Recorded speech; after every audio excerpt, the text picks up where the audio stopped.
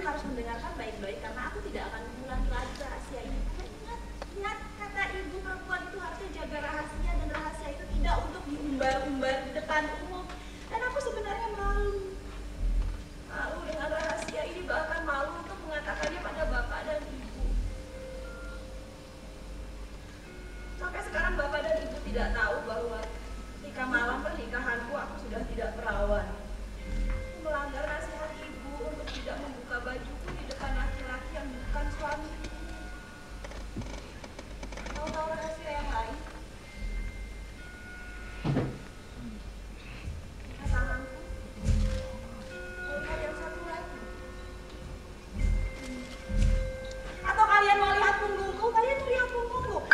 Suamiku baru saja mengukirkan namanya di punggungku. Katanya untuk menandai bahwa Ida adalah milik Zaki.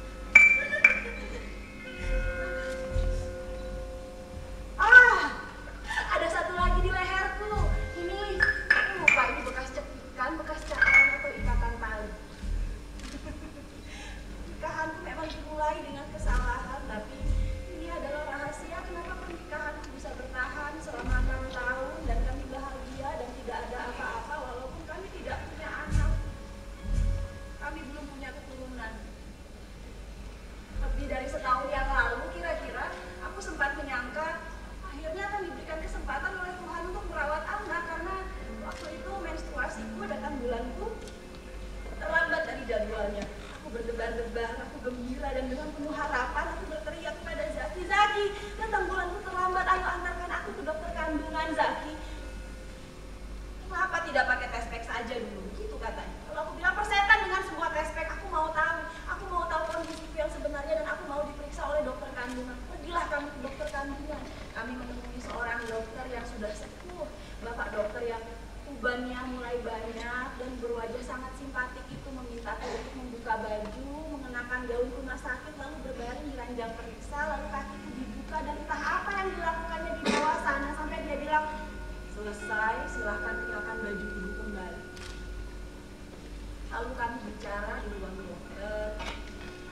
Bapak dokter bilang, ibu tidak hamil. Mungkin hanya capek atau stres saja, makanya datang bulannya terlambat. Tapi tiba-tiba Pak Dokter meminta supaya Zaki keluar dan bisa bicara berdua saja denganku. Ketika Zaki sudah keluar, dokter itu mencondongkan badannya ke depan, lalu dia menggenggam tangan yang ditaruh di atas mejanya, dia menggenggamnya dan menatapku dalam-dalam dan dia bilang, ibu saya menyesal sekali harus menjadi orang yang menyampaikan kabar ini kepada ibu. Tapi hasil pemeriksaan kami menunjukkan bahwa kondisi rahim ibu tidak memungkinkan ibu untuk punya anak. Kalau boleh saya tahu, apa kira-kira yang sudah ibu alami sampai rahim ibu mengalami trauma yang begitu berat?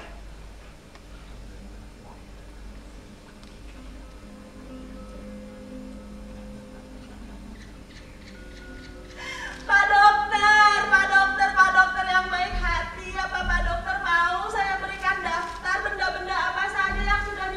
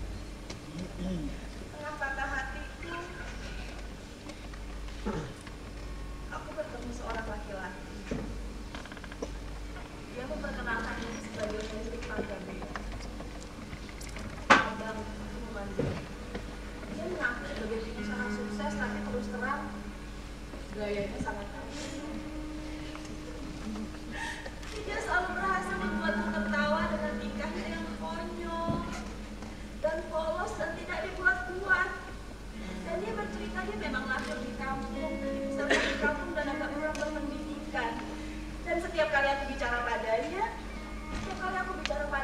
aku melihat matanya mengingatkanku pada anak-anak di pedalaman Indonesia, tempat perusahaanku membangun sanggar-sanggar belajar. Anak-anak yang begitu haus dengan ilmu pengetahuan yang selalu mendengarkan kata-kata, seolah-olah kata-kata yang keluar dari mulutku adalah sumber ilmu pengetahuan, bagikan mutiara atau kata-kata terakhir yang akan mereka dengarkan di dunia ini.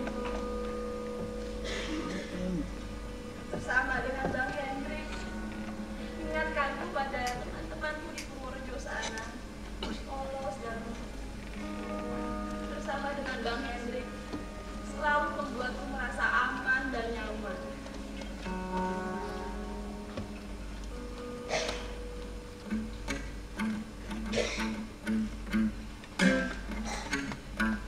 Ada yang bilang kalau orang Batak jatuh cinta, maka dia akan bernyanyi hingga menggetarkan Gunung Sinabung dan mengeringkan Danau Toba.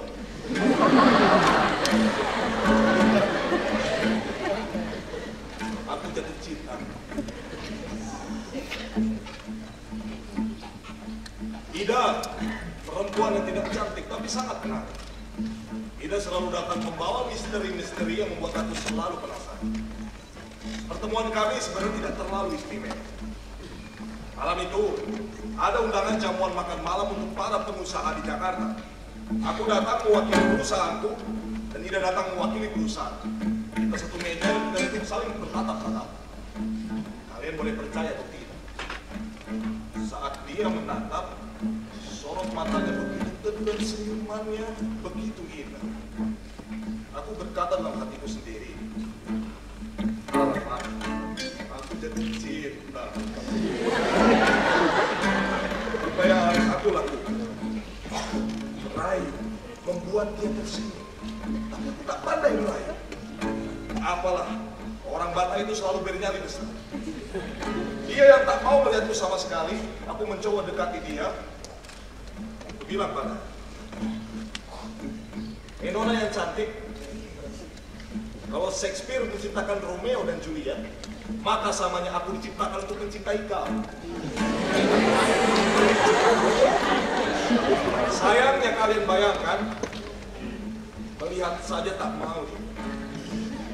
Lalu aku bilang, aku lancarkan rayuanku yang diajarkan oleh orang-orang Batak terdahulu. Aku bilang, Nona yang manis, kalau Tuhan Batak menciptakan metro mini dan terminal, maka samanya aku diciptakan untuk ngetem di hati kau.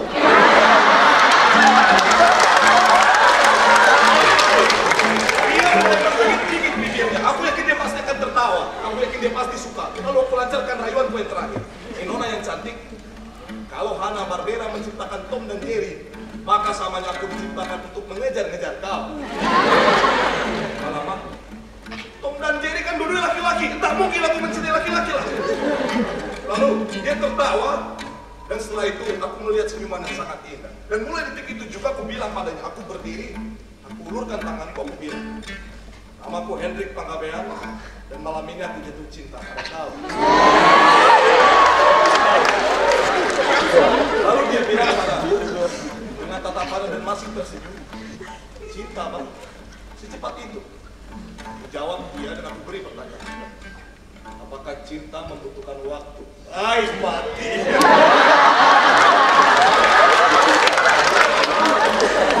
Kadang aku malu kalau bercerita seperti ini lagi. Tapi setelah itu perbincangan kami begitu sangat memuaskan. Ida ternyata perempuan yang sangat bagus. Dia sangat pintar dan perbincangan kami berlarut sehingga acara selesai. Aku bilang padanya, bagaimana kalau kita bertemu lagi dan kita bertukar nomor telepon?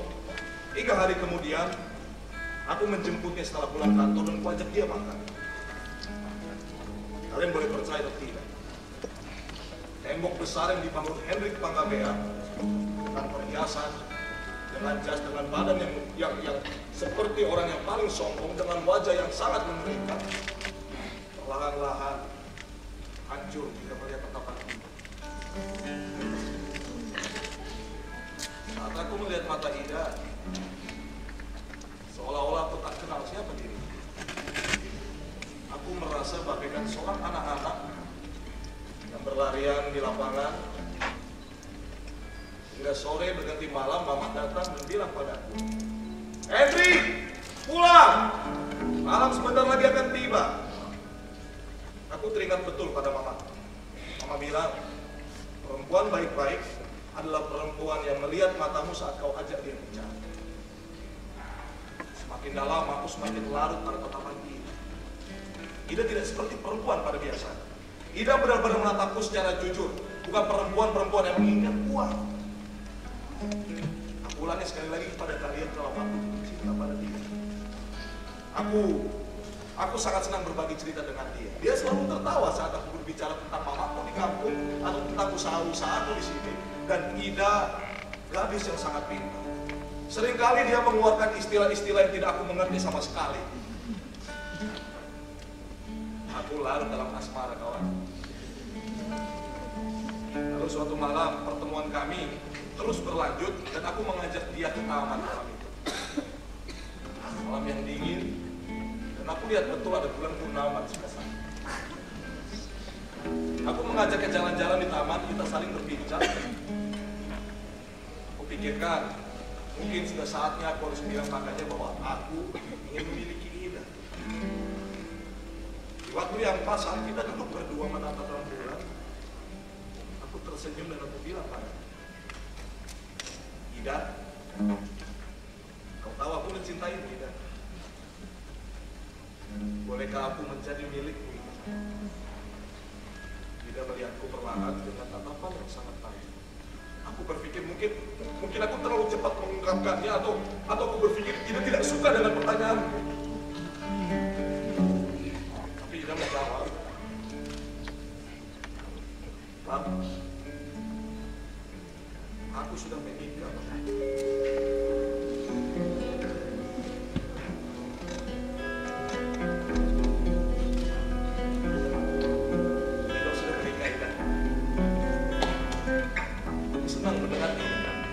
Kira-kira siapa lelaki yang beruntung mendapatkan ini?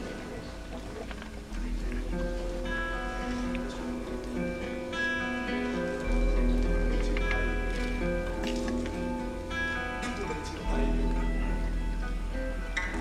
Aku tak tahu bagaimana mengungkapkan perasaan ini. Aku tak bisa memendam perasaanku ini. Aku tak dari mana datangnya dan membuatku selalu ingin bernyanyi. Setiap kali aku sendiri, aku selalu menunggu-nunggu waktu untuk kita duduk berdua, sekedar ngobrol, bicara, tuh tertawa, Ida. Tapi kau sudah milik orang lain dan kau sudah menjadi istri orang lain. Bagaimanapun juga,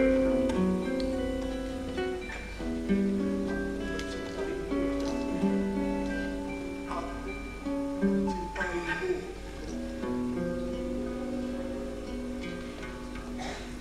Ada yang berbeda dari Ida akhir-akhir ini. Aku bisa merasakannya karena tubuh mengingat, tubuh punya ingatannya sendiri. Tubuh mengingat seperti kesadaran kita mengingat. Aku tahu apa yang berubah di sekeliling, apa yang berubah dari orang-orang yang dekat dengan. Aku merasakan Ida mulai membangun sebuah dinding tak terlihat di sekeliling. Ia mulai sering melamun. Ia mulai sering bengong atau tersenyum-senyum sendiri.